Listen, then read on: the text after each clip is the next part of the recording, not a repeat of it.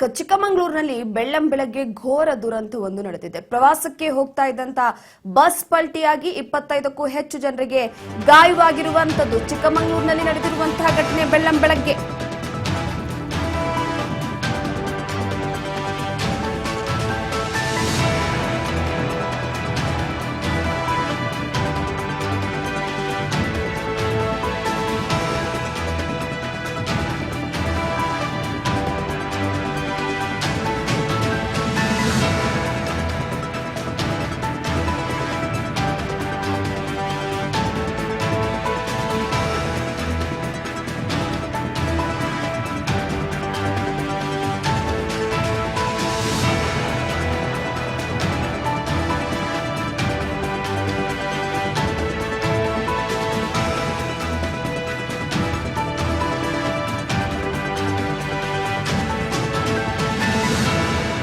ಬೆಂಗಳೂರಿನಿಂದ ಕುದುರೆಮುಖ ಪ್ರವಾಸಕ್ಕೆ ಹೋಗ್ತಾ ಇದ್ದಂತ ಬಸ್ ಇದು ಚಿಕ್ಕಮಗಳೂರು ಜಿಲ್ಲೆ ಮೂಡಿಗೆರೆ ತಾಲೂಕಿನ ದೇವನಗೂಲ್ ಗ್ರಾಮದಲ್ಲಿ ನಡೆದಿರುವಂತಹ ಘಟನೆ.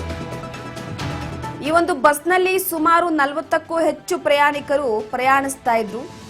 ಪೀಕ್ ಟ್ರಕ್ಕಿಂಗ್ ಆಗಿ ತೆರಳುತ್ತಾ ಇದ್ರು.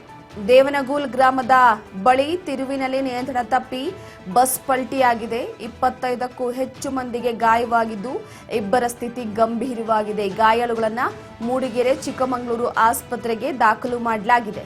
ಗಮನಿಸ್ತಾ ಇರಬಹುದು, ಸಾಕಷ್ಟು ಜನ ಈ ಒಂದು ವೆದರ್ ನೋಡಿಕೊಂಡು ಕೆಲವೊಂದಿಷ್ಟು ಭಾಗ ಆದರೆ ಚಿಕ್ಕಮಗಳೂರು ಕಡೆ ಸಕಲೇಶಪುರ ಕಡೆ ಹೆಚ್ಚಾಗಿ ಟ್ರೆಕ್ಕಿಂಗ್ ಹಾಗೆ ಟ್ರಿಪ್ ಹೋಗ್ತಾರೆ. ಅದೇ ರೀತಿಯಾಗಿ ಸುಮಾರು 40 ಜನರಿದ್ದಂತ ಈ ಒಂದು ಬಸ್ ಅದೇ ರೀತಿ ಕುದುರೆಮುಖ ಪ್ರವಾಸಕ್ಕೆ ತೆರಳುತ್ತಾ ಇದ್ದಂತ ಪ್ರವಾಸಿಗರನ್ನ ಹೊತ್ತೊಯ್ತಾ ಇತ್ತು. ಆದ್ರೆ ನಿಯಂತ್ರಣ ತಪ್ಪಿ ಪಕ್ಕಕ್ಕೆ ಪಲ್ಟಿಯಾಗಿದೆ. ಪುಣ್ಯ ರಸ್ತೆಯ ಪಕ್ಕಕ್ಕೆ ಪಲ್ಟಿಯಾಗಿದೆ. ಯಾಕಂದ್ರೆ ಚಿಕ್ಕಮಗಳೂರು ಭಾಗ ಘಾಟ್ ಸೆಕ್ಷನ್ ಕೂಡ ಆಗಿದೆ.